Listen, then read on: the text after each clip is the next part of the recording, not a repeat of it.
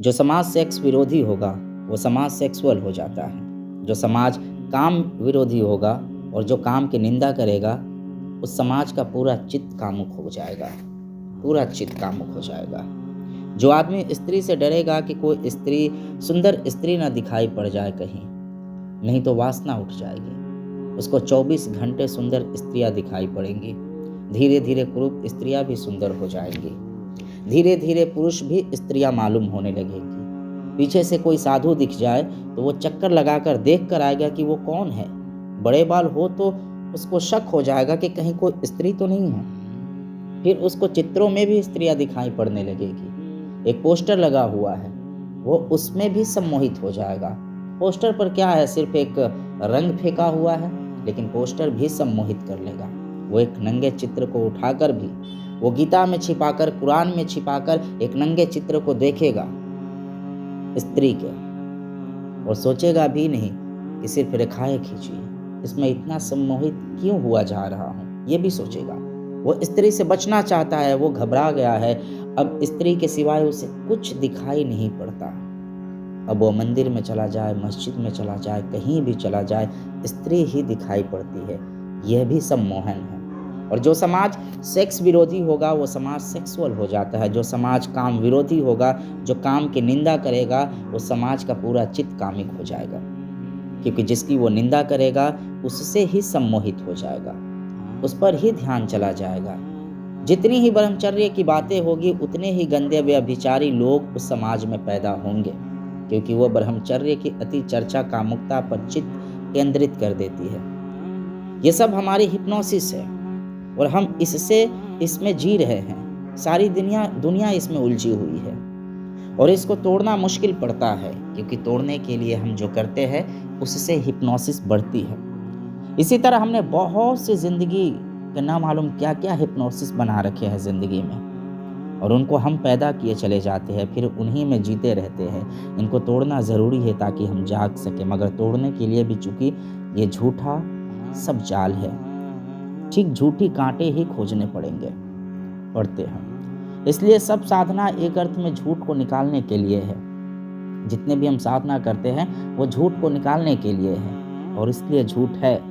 सब साधना, सब मेथड दुनिया भर में प्रयोग जिनसे हम परमात्मा की तरफ जाने की कोशिश करते हैं वो झूठे हैं, क्योंकि परमात्मा से दूर कभी हम हुए ही नहीं, सिर्फ हम ख्याल में चले गए हैं।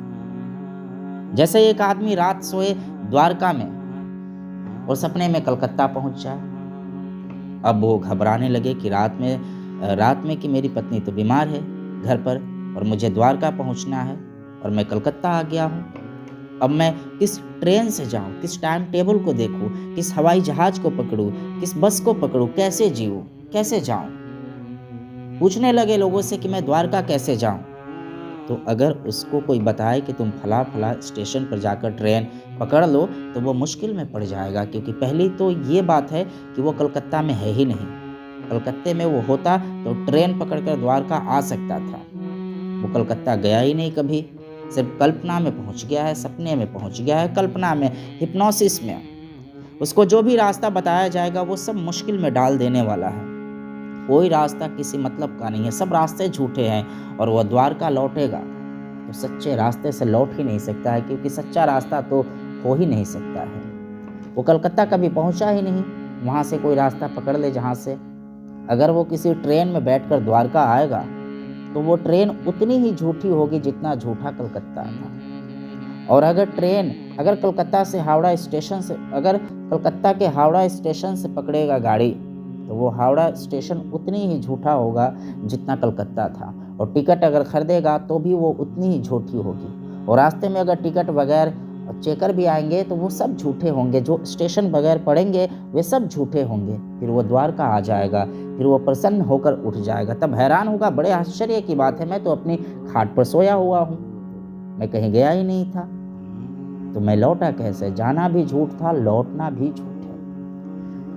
परमात्मा के बाहर कोई गया ही नहीं अभी तक, और जाया भी नहीं जा सकता है, क्योंकि वही है। उसके बाहर जाने का उपाय नहीं है, इसलिए जाना भी झूठ है, लौटना भी झूठ है। लेकिन जब जा चुके हैं तो लौटना पड़ेगा, कोई उपाय नहीं है। जब जा ही चुके हैं तब लौटना पड़ेगा, इसलिए लौटने के लिए उपाय पकड़ने पड़ेंगे। लेकिन जब आप लौट आएंगे तब आप पाएंगे कि सब मेथड झूठ थे, सब साधना झूठी थी। साधना करनी पड़ी इसलिए कि हम चले गए थे सपने में, इसलिए लौटना पड़ा। अगर ये समझ में आ जाए तो शायद कुछ भी ना करना पड़े और आप अचानक पाएंगे कि लौट आए। लेकिन ये समझ में आना मुश्किल है क्योंकि आप पहुंच गए हैं। आप कहते हैं कि ये तो आप ठीक कहते हैं, लेकिन कलकत्ते में हूं मैं, लौटूं कैसे ये बताइए। अभी एक मित्र ने पूछा